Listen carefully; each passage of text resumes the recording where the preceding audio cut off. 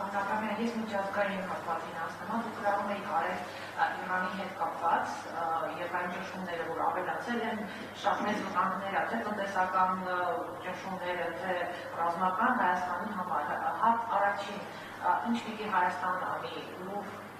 նայի հետևից ինչ-որ քայլեր կարող է այս իրավիճակում անել, եւ երկրորդը, արդյոք Ալիևի այս որակավորության ուժեղացումը եւ Իրանի վրա ճնշումների ակտիվությունը ինչ-որ կապակցված է։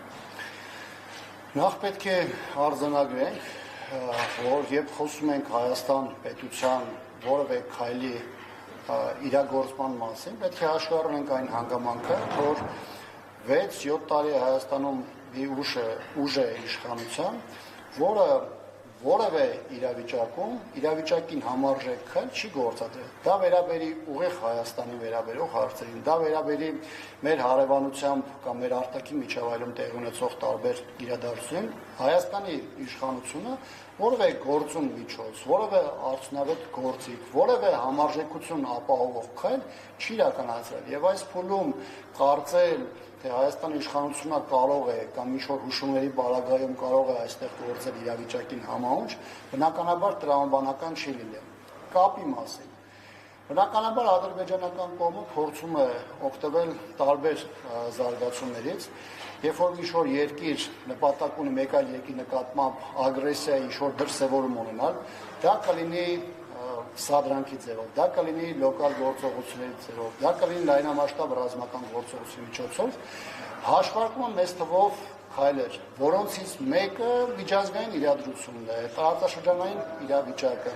այսինքն յուրաքանչյուր երկրի համար բացի ռազմական, տնտեսական, քաղաքական, քարոզչական իր սեփական պոտենցիալից եւ դիմացինի հնարավորություններից կամ դրա համեմատությունից, նաեւ յուրաքանչյուրը փորձում է հասկանալ իր հնարավոր գործողությունները, ինչ հետևանք կարող են առաջացնել իր համար։ Երբ որ Ադրբեջանը հասկանա, քննարկի, ես համոզված եմ, որ Ադրբեջանը հատկապես Թուրքիայի միջամտությամբ, նաև տարբեր դերակատարների հետ այդպիսի զրույցներ կարող է ունենալ։ Երբ որ հասկանա, որ իր ագրեսիան պայմանական միջանցքի բացման տեսանկյունից կամ կոնկրետ Հայաստանի Հանրապետության տարածքների նկատմամբ հերթական օկուպացիայի վերաբերյալ լինելու է ոչ այդքան բարձր կամ լինելու է միայն հայտարարությունների, հորդորների համատեքստում, ապա Ադրբեջանը դա որպես իր համար շահավետ գործոնք օգտագործի եւ այդ գործողություններին կգնա։ Ընդ որում շատ ժամանակ խոսվում է ուղղությունների մասին, որոնք առաջին հայացքից կարող են քննարկելի չթվալ, բայց Ադրբեջանը կարծում է, որ իր զինանոցը, իր հնարավորությունները եւ նաեւ տարածքային հավակնությունները դիտարկում է շատ ավելի լայն կոնտեքստում եւ իհարկե Իրանի շուրջ զարգացող իրադարձությունները իր համար որոշակի պայմանների արկայության դեպքում կարող են նպաստավոր դաշտ ձևավորել Հայաստանի դեմ որևէ տիպ